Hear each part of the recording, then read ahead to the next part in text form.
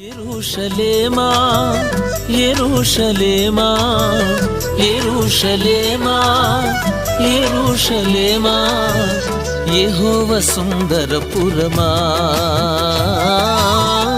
యెహోవా సుందరపురమా.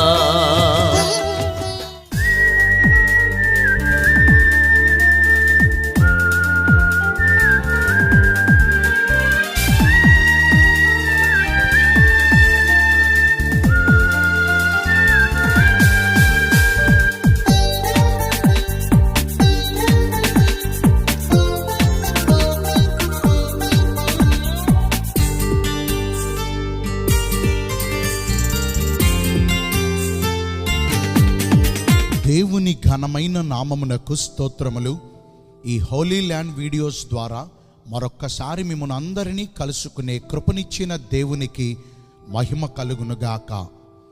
ప్రస్తుతానికి మనం ఇశ్రాయేలు దేశపు రాజధాని నగరమైన యెరూషలేము పట్టణము యొక్క నడిబొడ్డు ప్రాంతములో ఉన్న the Dome of the Rock ప్రాంగణములో ఉన్నాము.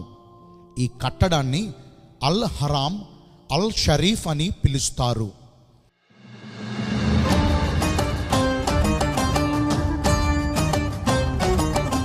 వాస్తవానికి ప్రారంభములో ఈ ప్రాంగణం యూదుల స్వాధీనములో ఉన్నప్పటికీ ఇశ్రాయేలు వారికిని అరబ్బీయులకును జరిగిన యుద్ధములో అరబ్బులు ఈ ప్రాంతాన్ని తమ స్వాధీనములోనికి తీసుకుని క్రీస్తు శకం 7వ శతాబ్దంలో ఈ భారీ కట్టడాన్ని నిర్మించారు.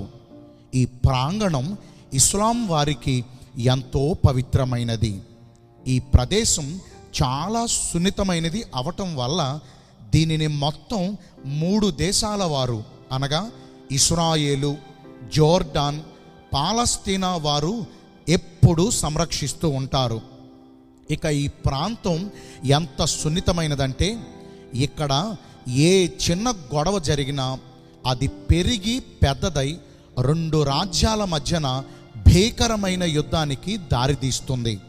ఉదాహరణకి 2021వ సంవత్సరం మే నెలలో 2 వ్యక్తుల మధ్యన ప్రారంభమైన ఒక చిన్న గొడవ చివరికి ఇశ్రాయేలు, పాలస్తీనా దేశాల మధ్యన యుద్ధము జరిగి 1000 కోట్లలో ఆస్తి నష్టము, 10ల సంఖ్యలో ప్రాణ నష్టము మిగిల్చిన ఆ సంగతి మనందరికీ తెలిసిందే కదా.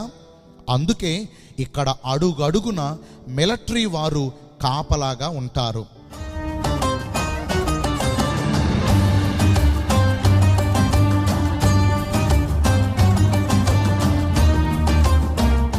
ఈ యుద్ధము ఇలా కొనసాగుతూ ఉండగా గతించిన 2023వ సంవత్సరము అక్టోబర్ నెల 7వ తారీఖున పాలస్తీనాలోని గాజాలో ఉన్న హమాస్ అనే ఉగ్రవాదులు ఇశ్రాయేలు వారి మీద సుమారుగా 4000 రాకెట్లతో దాడి చేసి 100 మంది ఇశ్రాయేలీయులను బందీలుగా తీసుకువెళ్లారు.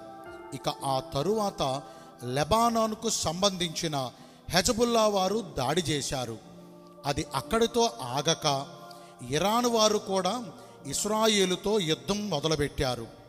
ఇప్పటికీ ఆ యుద్ధం మొదలయ్యి 4 సంవత్సరాలు కావస్తున్నా ఆ యుద్ధం ఇంకా ఆగలేదు.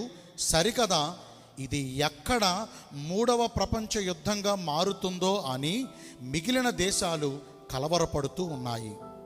కేవలం రాయి విసిరాడని మొదలైన ఆ గొడవ ఇంత భయంకరమైన యుద్ధ పరిస్థితులకు దారితీస్తే మరి ఇప్పుడు మనం చూస్తున్న ఈ డోమ్ ఆఫ్ ద రాక్ కట్టడాన్ని యూదులు తిరిగి మరలా స్వాధీనం చేసుకుని ఈ కట్టడాన్ని మొత్తం కూల్చేసి ఈ ప్రదేశంలో 3వ దేవాలయాన్ని కట్టడం మొదలు పెడితే ఇంకా ఇక్కడ పరిస్థితులు ఎంత ఘోరంగా ఎంత భయంకరంగా ఉంటాయో మీరే ఆలోచించండి.